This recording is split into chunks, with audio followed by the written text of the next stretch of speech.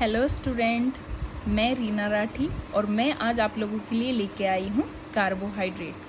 ठीक है, आप लोगों को पता है कि आपकी समर वैकेशन शुरू हो गई हैं, तो इसकी वजह से आप लोगों की ऑनलाइन पढ़ाई शुरू हो गई है। तो जो आपके इंटरनल होने वाले हैं अब उसके लिए मैं आपको प्रिपेयर करवाने वाली हूँ chemistry of carbohydrate, chemistry of protein, polymer और साथ में मैं करवाने वाली हूँ सॉलिड स्टेट। कोशिश करूँगी कि आपके इंटरनल से पहले ये सारी चीज़ें मैं कंप्लीट करा दूँ और देखते हैं तब तक कितना हो पाता है। तो चलिए आज शुरू करते हैं हमारा पहला टॉपिक कार्बोहाइड्रेट। और हाँ, आई एम सॉरी बच्चों, इस बार मैं आप लोगों को बोर्ड पे नहीं करवा पाऊँगी क्योंकि इतना टाइम ही नहीं मिलता मुझे कि मैं आप लोगों को एक एक चीज़ डीपली पढ़ा पाऊँ। तो इसीलिए मैंने आप लोगों के लिए नोट्स प्रिपेयर किए हैं। और नोट्स प्रिपेयर क्या किए हैं ये भी एक बच्चे के हैं और जिसे मैंने पढ़ाया है उसी से लिए हैं, और मैं आप लोगों को इसी में से ही एक्सप्लेन कर दूंगी। ठीक है, अभी टाइम नहीं मिल पा रहा है मुझे बोर्ड पे पढ़ाने का, जैसे ही टाइम मिलता है तो मैं आप लोगों को बोर्ड पे भी पढ़ाऊंगी। ठीक है, तो अभी शुरू करते हैं अपना कार्बोहाइड्रेट्स। तो देखो, सबसे पहले देखते हैं definition. Carbohydrate are the compound of carbon, hydrogen and oxygen. तो जो आप कार्बोहाइड्रेट होते हैं वो कार्बन, ऑक्सीजन और हाइड्रोजन के कंपाउंड होते हैं, जिसमें क्या होता है हाइड्रोजन और ऑक्सीजन जो होते हैं वो 2:1 में की रेशो में प्रेजेंट होते हैं, और ये हमारे प्लांट और एनिमल्स में से पाए जाते हैं। दूसरी डेफिनेशन आप क्या बना सकते हो, carbohydrate are the polyhydroxy compound, carbohydrate are the polyhydroxy compound of aldehyde and ketone. तो जो हमारे कार्बोहाइड्रेट होते हैं वो पॉलीहाइड्रोक्सी कंपाउंड होते हैं कीटोन और एल्डिहाइड के। ठीक है, और उसके साथ ये आप दूसरी तरह से भी देख सकते हो कार्बोहाइड्रेट, तो इसे क्या बोल सकते हैं हम, हाइड्रेट ऑफ कार्बन, यानी कि कार्बन के हाइड्रेट्स। ठीक है, तो सबसे पहले इसमें पहला क्वेश्चन आपका बनता है, द मोस्ट इम्पोर्टेंट क्वेश्चन बनेगा आपका क्लासिफिकेशन ऑफ कार्बोहाइड्रेट। तो जो क्लासिफिकेशन होता है वो आप लोगों का लॉन्ग में भी आ जाता है, एक्सटर्नल में, और शॉर्ट में भी आ सकता है। ठीक है, अभी इंटरनल के लिए भी देखते हैं हम, तो यहाँ से काफ़ी सारे शॉर्ट क्वेश्चन बनते हैं आपके। अच्छा, सबसे पहले जो हमारा क्लासिफिकेशन शुरू करते हैं वो होता है हमारा on the basis of number of sugar unit. मतलब शुगर यूनिट की जो कितने नंबर किसी कार्बोहाइड्रेट में कितने शुगर प्रेजेंट प्रेजेंट है उसके बेस पर भी हम इसे क्लासिफाई करते हैं। तो उसमें सबसे पहला पॉइंट आता है हमारा मोनोसैकेराइड। तो मोनोसैकेराइड क्या होते हैं, सबसे सिंपलेस्ट शुगर होते हैं, सबसे सिंपल होते हैं, और ये हाइड्रोलाइसिस करने पर कोई भी रिएक्शन नहीं देते। These are the simplest sugar in which on hydrolysis can not give any reaction. Hydrolysis करने पर कोई भी रिएक्शन नहीं देते हैं। फॉर एग्जाम्पल हमारे ग्लूकोज और फ्रैक्टोज, ये मोनोसैकेराइड के एग्जाम्पल होते हैं दोनों। उनका फॉर्मूला होता है C6H12O6। जब हम इसे वाटर के साथ रिएक्ट करते हैं तो कोई भी रिएक्शन नहीं होती है। इससे पता चलता है कि ये जो हमारे मोनोसैकेराइड होते हैं इनमें सिर्फ एक ही शुगर यूनिट होती है जिसे हम डिकम्पोज नहीं कर सकते। देखो नीचे लिखा हुआ भी है, this reaction indicate that monosaccharide have only one sugar unit which can not be decompose. Okay, second point आता है हमारा ओलिगोसैकेराइड्स। जो ओलिगोसैकेराइड्स होते हैं उनमें 2 से लेके 10 तक मोनोसैकेराइड्स यूनिट प्रेजेंट होती हैं। अब इन मोनोसैकेराइड यूनिट के नंबर के बेस पर हम इन्हें फर्दर क्लासिफाई करते हैं। पहला होगा हमारा डाइसैकेराइड। डाइसैकेराइड में क्या होता है, 2 शुगर यूनिट प्रेजेंट होती हैं। इसका एग्जाम्पल क्या होगा हमारा, सुक्रोज और माल्टोज। फॉर एग्जाम्पल आप अगर इसकी इक्वेशन देखोगे तो मॉलिक्यूलर फॉर्मूला होता है इनका C12H22O11। ठीक है, C12H22O11। फॉर एग्जाम्पल माना हमने सुक्रोज ले लिया, C12H22O11, हमने उसे हाइड्रोलाइज किया। जैसे ही हमने हाइड्रोलाइसिस किया तो हमारा एक ग्लूकोज और एक फ्रैक्टोज के हमें 2 अलग अलग कंपाउंड मिल जाते हैं। ठीक है, सुक्रोज से हमें क्या क्या मिल गया, एक ग्लूकोज और एक फ्रैक्टोज। तो यहाँ से हमें पता चलता है 2 मोनोसैकेराइड यूनिट हमें मिली है। इसका मीन्स ये हुआ कि जो हमारा सुक्रोज है ये डाइसैकेराइड है, इसमें 2 मोनोसैकेराइड यूनिट प्रेजेंट है। ओके, उसके बाद हम नेक्स्ट देखते हैं अपना,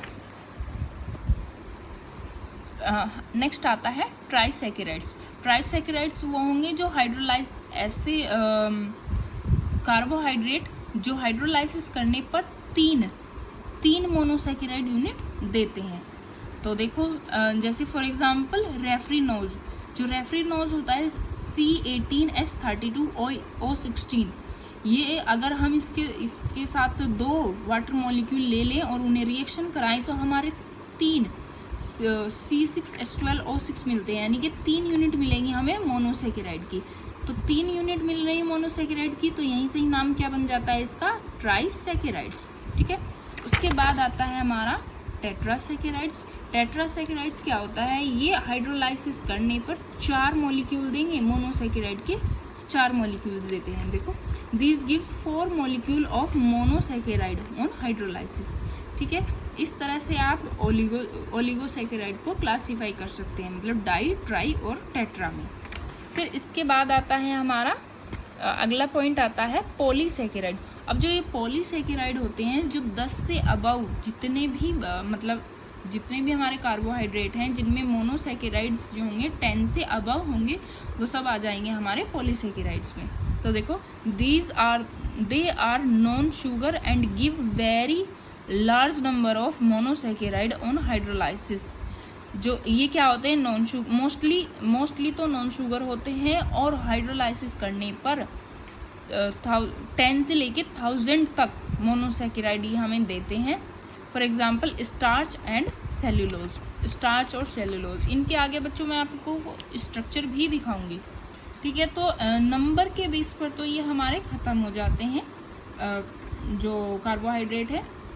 ठीक है, अब आगे देखते हैं हम शुगर और नॉन शुगर के बारे में, ये भी क्लासिफिकेशन का ही पार्ट है। तो शुगर्स क्या होते हैं, these carbohydrate are sweet soluble in water and crystalline. तो ये जितने भी हमारे कार्बोहाइड्रेट होते हैं जो शुगर होते हैं, वो स्वीट होंगे, वाटर में सोल्यूबल होंगे और क्रिस्टलाइन होंगे। जैसे हमारा सुक्रोज यानी कि शुगर, चीनी को देखो वो क्रिस्टलाइन होती है, वाइट होती है और वाटर में सोल्यूबल होती है।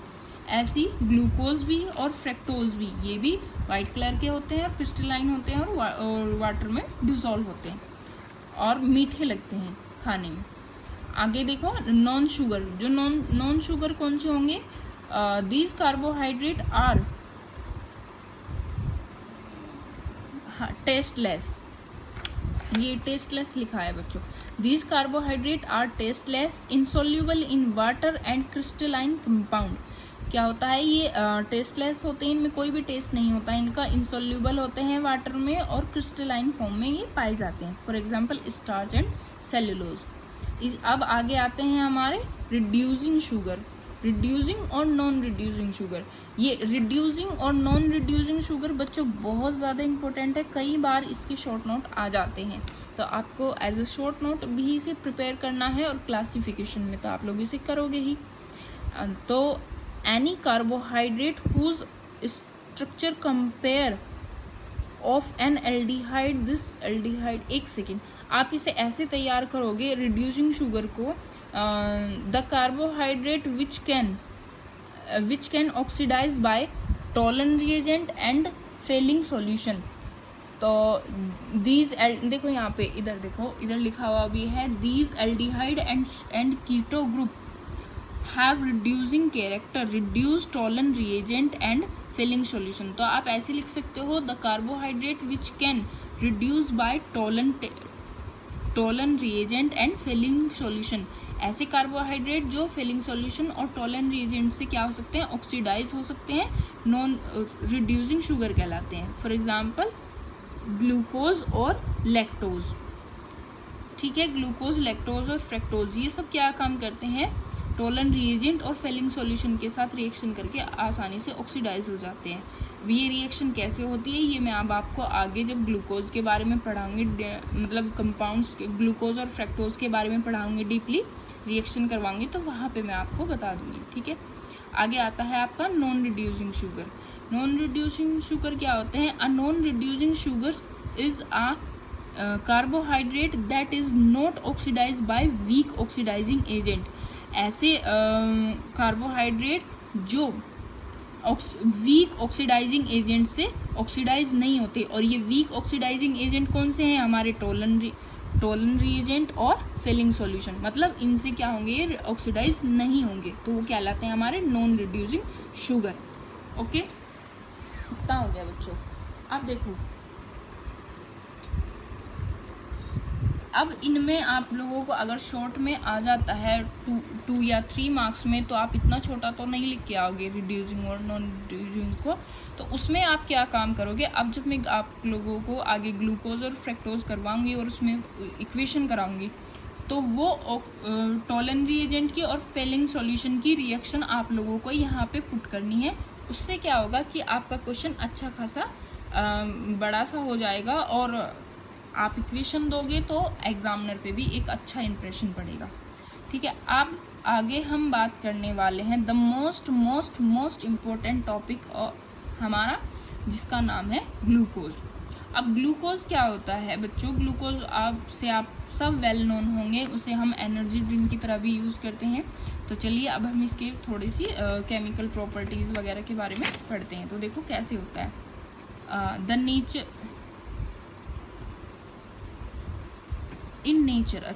in nature glucose are present in form of alpha D glucose. जो नेचर में होता है ये अल्फा डी फॉर्म में पाया जाता है। अल्फा डी में क्यों बोला है मैंने? देखो, इसके लिए समझते हैं इसके स्ट्रक्चर। देखो, ये होती है इसकी स्ट्रक्चर। जो ये सेकंड कार्बन है, ये वाला जो सेकंड कार्बन, ये फर्स्ट है, ये सेकंड। ये जो आप सेकंड कार्बन देख रहे हो, इसमें जो OH है ये इस साइड है, मतलब कौन सा पड़ेगा? राइट साइड पड़ेगा।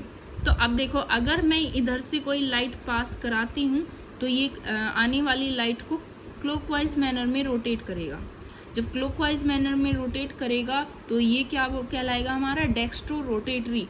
डेक्स्ट्रो रोटेटरी को ही हम क्या बोल देते हैं? D form. ठीक है, तो इसीलिए नेचर में डी फॉर्म में एग्जिस्ट करता है। तो यही चीज़ यहाँ पे लिखी हुई है कि जो हमारा ग्लूकोज होता है वो नेचर में अल्फा डी ग्लूकोज फॉर्म में पाया जाता है। अल्फा और बीटा का क्या मीन्स है, ये भी मैं आप लोगों को आगे जब स्ट्रक्चर करवाऊंगी तो उसमें एक्सप्लेन करेंगे। ठीक है, इससे आगे देखते हैं। It is a colourless crystalline solid. ये एक कलरलेस क्रिस्टलाइन सॉलिड होता है। आप जब देखते होंगे जो पाउडर की फॉर्म में लेके आते हो आप मार्केट से ग्लूकोज का बॉक्स, तो उसमें क्या मिलता है हमें? पाउडर की फॉर्म में आता है, मतलब क्रिस्टल्स होते हैं उसके छोटे छोटे से। It is soluble in water but insoluble in ether. ठीक है, ये वाटर में इजीली सॉल्यूबल हो जाता है लेकिन ईथर में सॉल्यूबल नहीं होता है। The water solution of glucose in dextro rotatory, so it is called as dextrose sugar. देखो, जो इसका वाटर सॉल्यूशन होता है वो डेक्स्ट्रो रोटेटरी होता है, इसीलिए हम इसे डेक्स्ट्रोज शुगर भी बोल देते हैं। तो अगर आपसे कोई पूछे कि ग्लूकोज का दूसरा नाम क्या है तो आप बताओगे डेक्स्ट्रोज शुगर। ठीक है, ओके। या एल्डिहाइड शुगर भी बोल सकते हैं क्योंकि इसमें एल्डिहाइड ग्रुप पाया जाता है। अब देखते हैं इसके फॉर्मेशन ऑफ ग्लूकोज। फॉर्म कैसे किया जाता है, बनाया कैसे जाता है? तो सबसे पहले देखते हैं हम इसे from sucrose. The most important reaction है ये। रिएक्शन बहुत ही ज़्यादा कॉमन है जो आप 10th क्लास से पढ़ते आ रहे होंगे। तो सबसे पहले देखो, क्या बोलते हैं सुक्रोज को? क्या बोलते हैं? शुगर केन, मतलब चीनी से या गन्ने से कैसे बनाया जाता है इसे। On heating sucrose with HCl और H2SO4 it will hydrolyzed and gives glucose and fructose। जो सुक्रोज होती है हमारी, जब हम उसे हाइड्रोलाइसिस करते हैं HCl या H2SO4 की प्रेजेंस में, तो वो हाइड्रोलाइज होकर एक तो ग्लूकोज देता है और एक फ्रक्टोज देता है। अब ये HCl और H2SO4 का क्यों यूज किया गया है? ये दोनों क्या है? हमारे एसिड होते हैं। तो ये आप कह सकते हैं यहाँ पे एसिड हाइड्रोलाइसिस किया जा रहा है। ये कैटलिस्ट की तरह बिहेव करते हैं यहाँ पे। तो देखो ये रिएक्शन देखो नीचे, C12H22O11 प्लस H2O, मतलब जो सुक्रोज है हमने उसे वाटर के साथ एसिड हाइड्रोलाइसिस कराया है इसका, तो हमें क्या मिल गया? एक ग्लूकोज मिल गया और एक मिल गया हमें फ्रक्टोज। ये रिएक्शन बहुत इंपॉर्टेंट है और बहुत ही कॉमन भी है। फिर उसके बाद चलते हैं फ्रॉम स्टार्च। स्टार्च से बनाने के लिए ये होती है इसकी इंडस्ट्रियल मेथड। अगर आपसे ग्लूकोज का इंडस्ट्रियल मेथड पूछे तो आप ये वाले देने वाले हो, ठीक है। स्टार्च से ऐसे ही बनाया जाएगा। तो देखो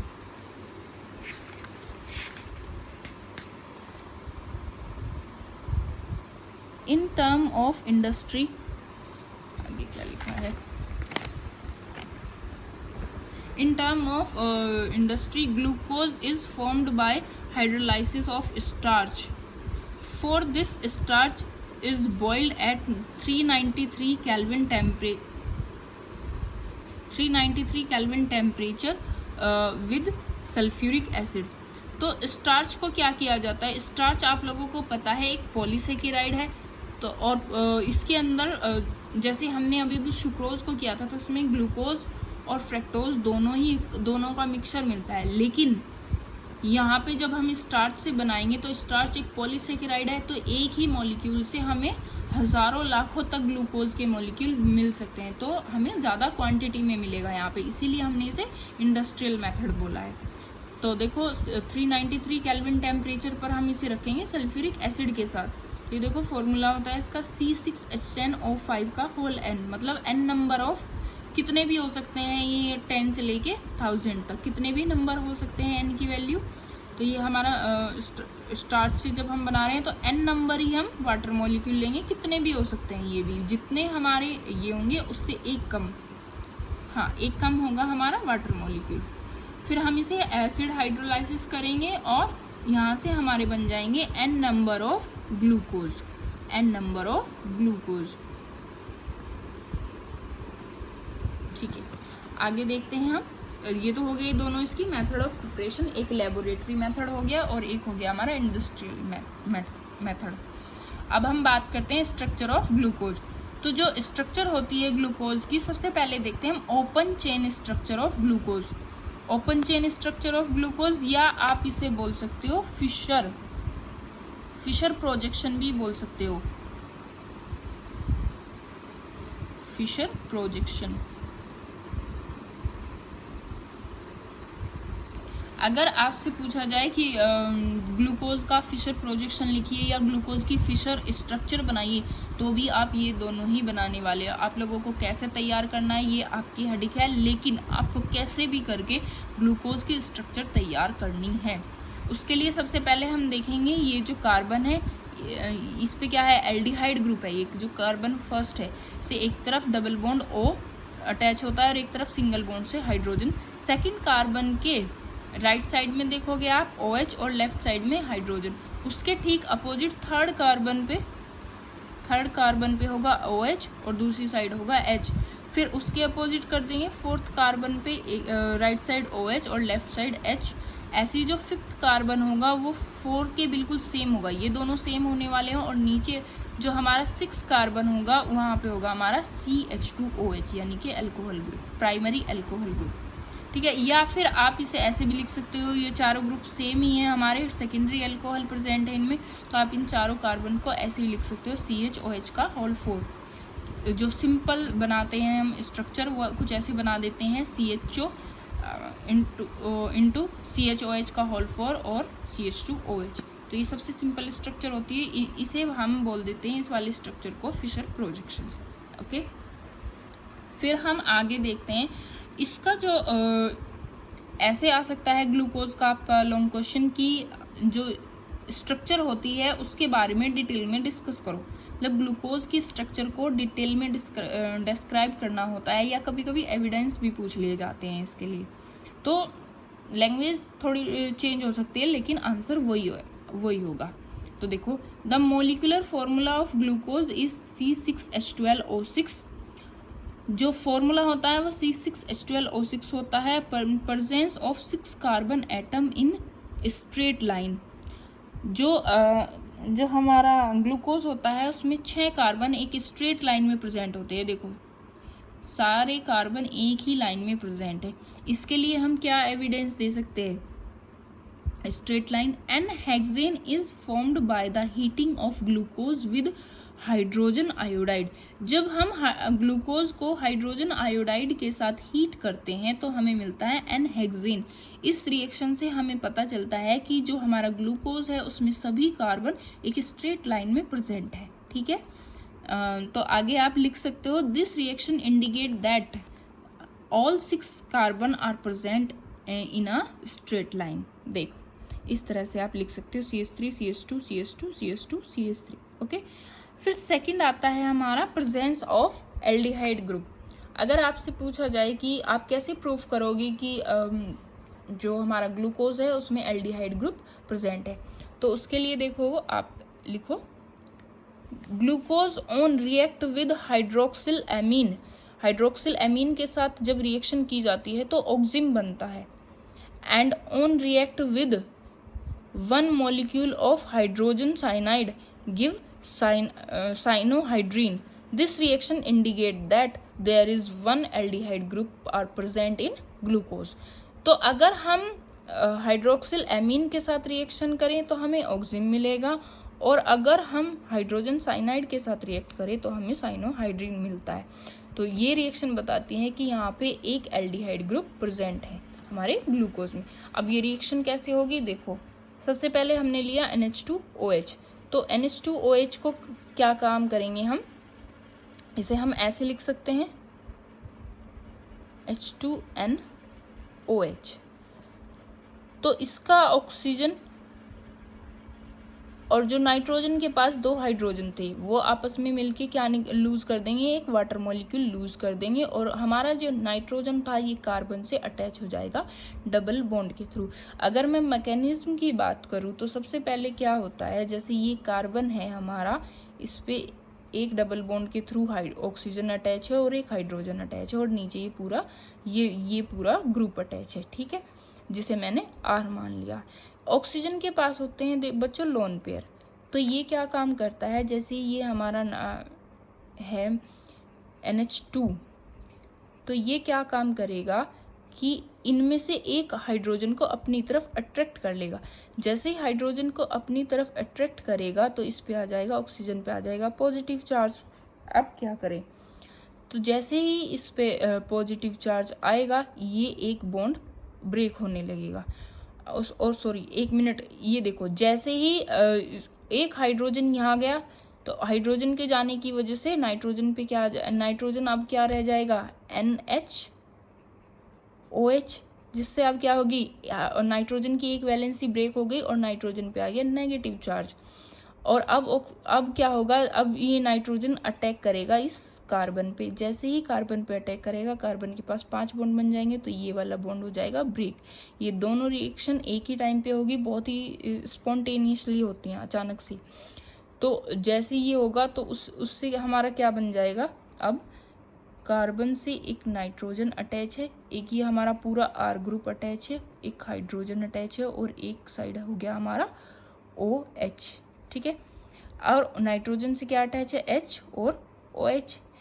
फिर से ये ऑक्सीजन अपने लोन पेयर लगाएगा, और अब जो हाइड्रोजन के पास ये नाइट्रोजन के पास ये वाला हाइड्रोजन है, इसे भी अपनी तरफ खींच लेगा। अब इसे ही क्यों खींच रहा है, क्योंकि ये एसिडिक हाइड्रोजन है, एक इलेक्ट्रोनेगेटिव एलिमेंट से अटैच है। तो अब क्या होगा, जैसे ही ये खींचेगा तो ये बन जाएगा हमारा OH2 पॉजिटिव। जैसे ही OH2 पॉजिटिव बन गया, ये अब एक अच्छा लिविंग ग्रुप हो गया, और नाइट्रोजन पे आ गया नेगेटिव चार्ज। अब ये नेगेटिव चार्ज ये फिर से कार्बन के साथ रिएक्शन करेगा और ये वाला बॉन्ड हो जाएगा बाहर, और फाइनली हमारा क्या बन जाएगा, कार्बन डबल बॉन्ड नाइट्रोजन। और नाइट्रोजन से क्या क्या अटैच थे हमारे, OH। ये वाला हाइड्रोजन तो निकल ही चुका है, वाटर फॉर्म में चला गया बाहर, और इससे क्या अटैच था, एक हाइड्रोजन और एक ये पूरा R ग्रुप। तो इस तरह से हमारा क्या बन जाएगा, ऑक्सिजन बन जाएगा ये वाला। ठीक है, ये कुछ इस टाइप से इसकी मैकेनिज्म होती है, तो आप देख लेना। उसके बाद अगर हम हाइड्रोजन साइनाइड वाली रिएक्शन देखें तो इसमें भी ऐसा ही होता है। ये जो ऑक्सीजन के लोन पेयर होते हैं ये अटैक करते हैं इस हाइड्रोजन पे और अपनी ओर खींच लेते हैं, जिससे ऑक्सीजन पे आ जाएगा पॉजिटिव चार्ज। और अब ये जो CN है कार्बन पे आ जाएगा नेगेटिव चार्ज। ये कार्बन अटैक करेगी इस कार्बन पे। इस कार्बन पे जैसे ही अटैक करेगी तो अब इनके बीच का ऑक्सीजन और कार्बन के बीच का ये वाला बॉन्ड ब्रेक हो जाएगा और OH में ये कन्वर्ट हो जाएगा। तो इस तरह से बन जाएगा हमारा साइनोहाइड्रीन। ठीक है, अब सेकेंड रिएक्शन देखते हैं हम, presence of aldehyde group. Okay, ये कार्बोनिल ग्रुप या एल्डिहाइड ग्रुप एक ही बात है। मेरे फोन की बैटरी डेड होने लगी है।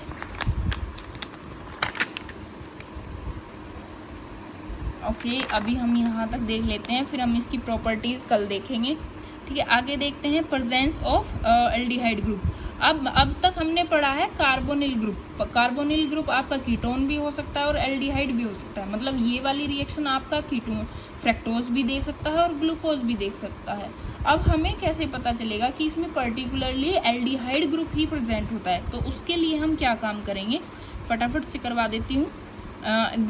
जो ये हमारा ग्लूकोज है, इसकी रिएक्शन हम Br2 से कराएंगे, ब्रोमीन से कराएंगे। तो ब्रोमीन क्या काम करता है, इसे ऑक्सीडाइज कर देता है और ऑक्सीडाइज करके एल्डिहाइड ग्रुप को एसिड ग्रुप में कन्वर्ट कर देगा और क्या बना देगा, हमारा ग्लाइकोनिक एसिड, जिससे पता चलता है कि हमारी जो ग्लूकोज है उसमें एक एल्डिहाइड ग्रुप प्रेजेंट है। फिर देखते हैं प्रेजेंस ऑफ 5OH ग्रुप। अब देखो 4 OH यहाँ पे है और एक यहाँ पे है, 5 OH ग्रुप प्रेजेंट होते हैं हमारे ग्लूकोज में। इसका पता लगाएंगे हम इस रिएक्शन के थ्रू। तो हम क्या काम करा देते हैं, इसके लिए 2-3 रिएक्शन होती है। सबसे पहले हम करा देते हैं एसिटाइलेशन करा देते हैं ग्लूकोज का। उसके लिए हम क्या काम करेंगे, एसिटिक एनहाइड्राइड की रिएक्शन करा देंगे हम ग्लूकोज के साथ।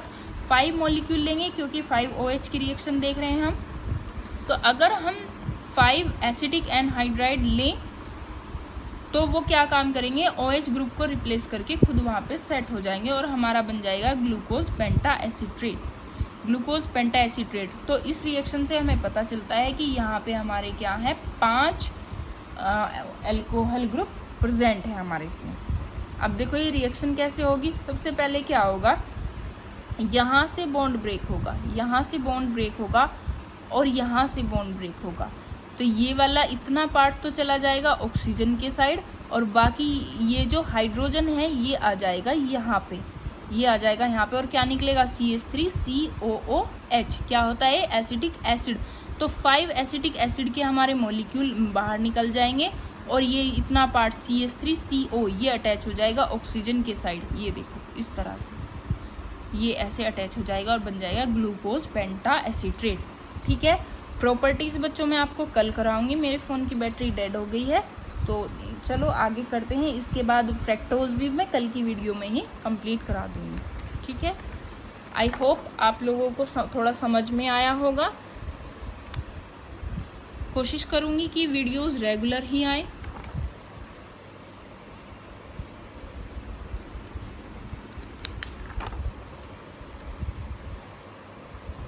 Okay, happy learning.